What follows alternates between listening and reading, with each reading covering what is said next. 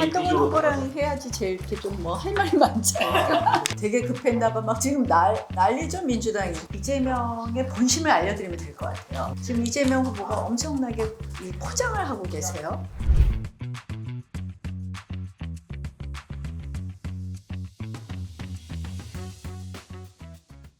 많은 국민들이 걱정하는 것이 이재명 후보가 대통령이 되면 진짜 뭐 이제 뭐 범죄자다 뭐 예전 그 드럼통은 원래 이제 커뮤니티 사이트나 이런 데서는 예전에 이제 이재명 후보의 범죄와 관련된 범죄 지금 뭐 재판받고 있는 사건이라든지 그런 것과 관련된 많은 사람들이 이렇게 이상하게 의문의 이 유명을 달리한 사건 뭐 이런 것도 있고 해서 이제 그런 게 아마 회자된 걸로 알고 있는데요.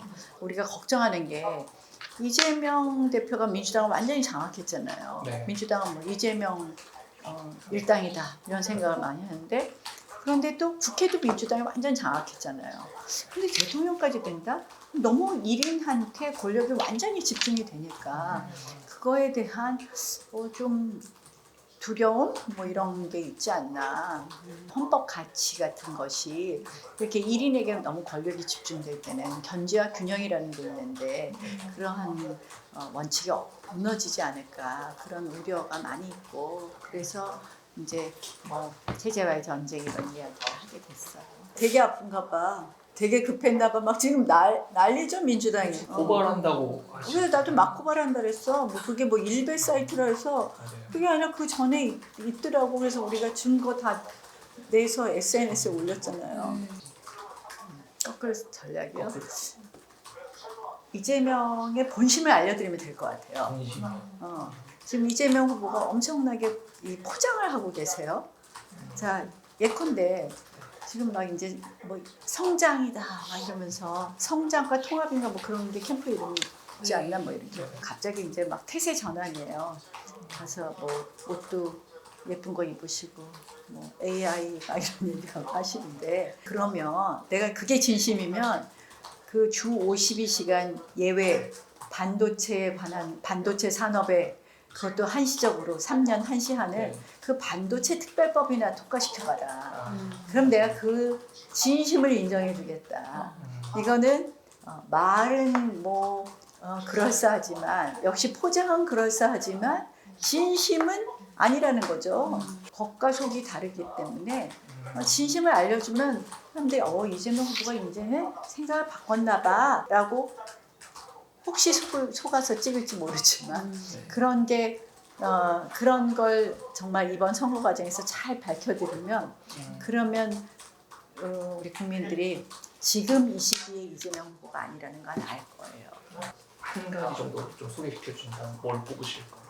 저는 일단 우리가 지금 성장 동력을 만들어야 되기 위해서 지금 이제 경제가 제일 중요하다고 하는데 그에 앞서서 제일 먼저 해야 되는 것은 지금 대한민국의 저출산 문제를 어떻게든지 극복하지 않고서는 시작이 안 된다. 그래서 제1호 공약 알잖아요. 헝거리 저출산 정책.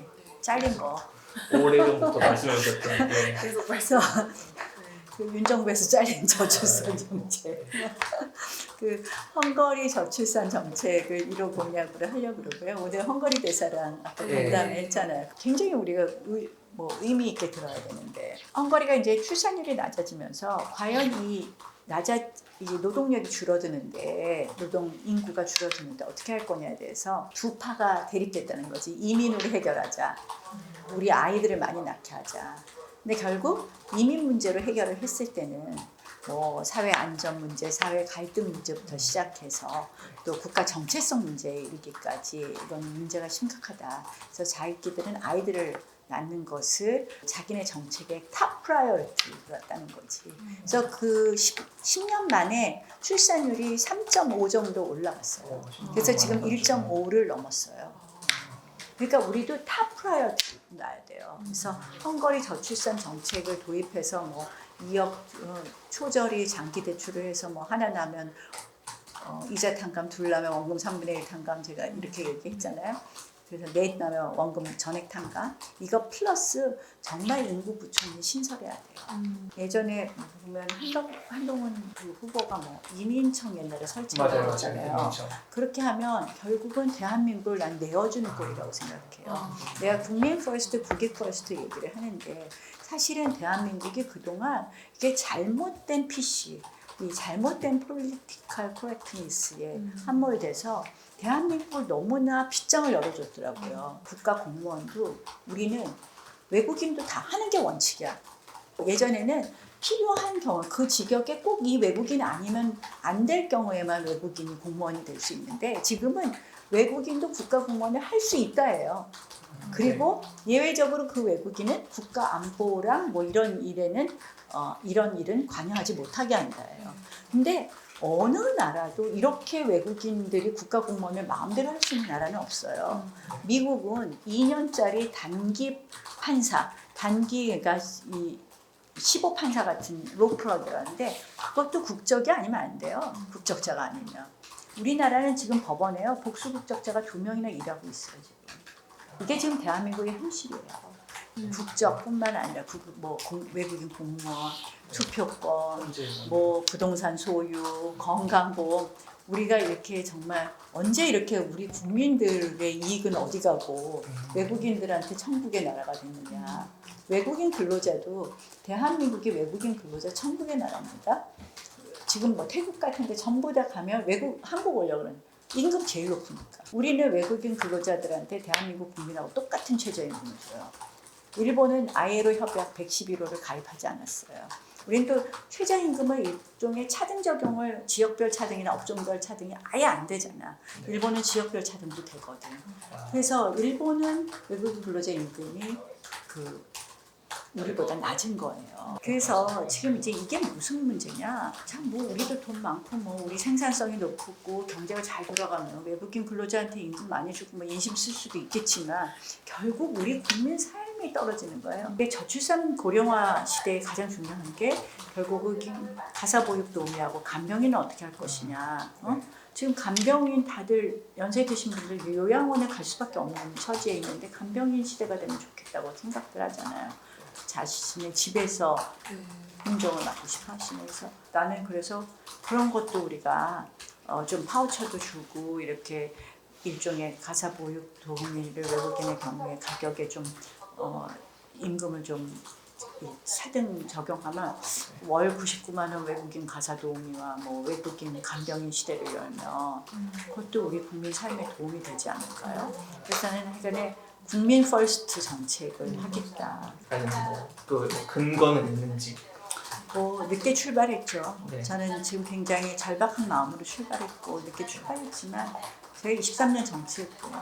네. 그 정치 과정이 저의 정치 여정이 대통령을 준비하는 시기라고 생각을 합니다. 기간이라고. 그래서 누구보다도 어떤 후보보다 내가 뒤처지지 않는다고 생각을 하고요. 대통령을 할 수 있는 여러 가지 정책적 마인드라든지 나의 철학이라든지 또 내가 정치하면서 특별히 일반적이지 않은 적이 없습니다. 늘 내 철학을 갖고 했고 그래서 충분히 할 수 있는 능력이 있다 생각하고 이재명 후보라는 분은 참 그 많은 범죄 혐의를 갖고도 지금 다시 대통령 후보로 나올 만큼 간단치 않은 사람이에요.